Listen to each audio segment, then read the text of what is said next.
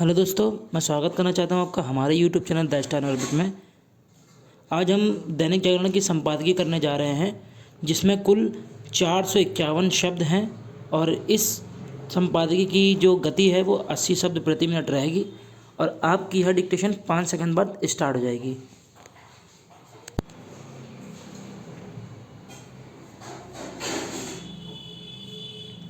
इस पर आश्चर्य नहीं कि सुप्रीम कोर्ट अडानी मामले पर विशेषज्ञ समिति का गठन करने जा रहा है, जो अमेरिकी रिसर्च फर्म हिंडनबर्ग की रिपोर्ट और उसके प्रभाव की जांच करेगी।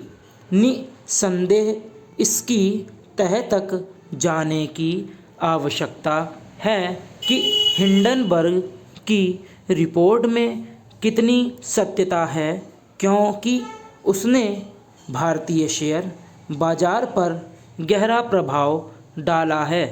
इस रिपोर्ट के चलते जहां अडानी समूह को हानि उठानी पड़ी, वहीं शेयर धारकों को भी सुप्रीम कोर्ट ने यह स्पष्ट किया कि वह अपने अनुसार विशेषज्ञ समिति का गठन करेगा।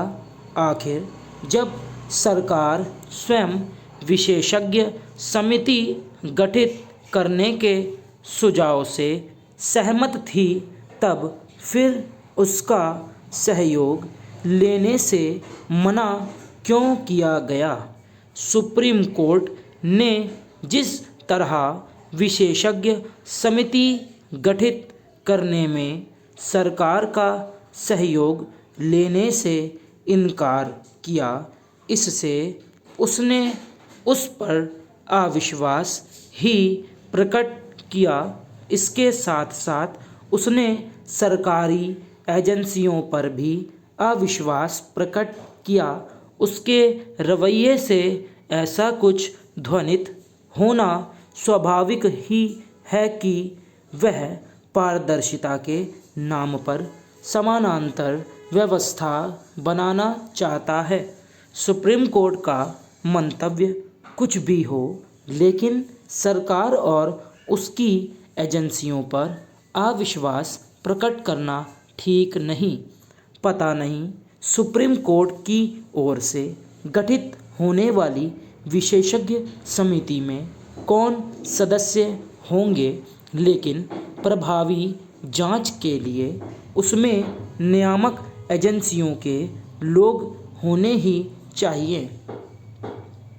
अडानी मामले में सुप्रीम कोर्ट की ओर से गठित की जाने वाली समिति से केवल यही अपेक्षित नहीं है कि वह हिंडनबर्ग की रिपोर्ट और उसके प्रभाव का आकलन करे, बल्कि यह भी अपेक्षित है कि वह ऐसे उपाय सुझाए जिससे शेयर बाजार पर निवेशकों का भरोसा बढ़े और भविष्य में हिंडनबर्ग जैसी कोई रिपोर्ट किसी भारतीय कंपनी और हमारे शेयर बाजार पर नकारात्मक प्रभाव न डाल सके। इसकी अनदेखी नहीं की जा सकती है कि यह आशंका बढ़ गई है कि भविष्य में हिंडनबर्ग शरीकी संस्थाओं की ओर से अपने निहित स्वार्थों को पूरा करने के लिए भारतीय कंपनियां आशंका इसलिए और बढ़ गई है क्योंकि हाल में अमेरिका के अरबपति निवेशक जॉर्ज सोरोस ने एक सिरे से मोदी सरकार पर निशाना साधा है। वह प्रधानमंत्री नरेंद्र मोदी के पुराने आलोचक हैं, इसमें हर्ज नहीं, लेकिन यह चिंता की बात है कि वह भारत में हस्तक्षेप करने के इरादे से लैस नज़र आ रहे हैं। कई देशों में अनुचित हस्तक्षेप करने और वहाँ की सत्ताओं को अस्थिर करने के आरोपों का सामना कर रहे जॉर्ज सोरोस के इरादे ठीक नहीं। इसका पता इससे चलता है कि उनके हालिया बयान की निंदा कांग्रेस को भी करनी पड़ी। अब जब सुप्रीम कोर्ट अडानी मामले में जांच के लिए विशेषज्ञ समिति गठित करने जा रही है, तब उचित यह होगा कि कांग्रेस संयुक्त संसदीय समिति गठित करने की अपनी मांग का परित्याग करे। स्टॉप।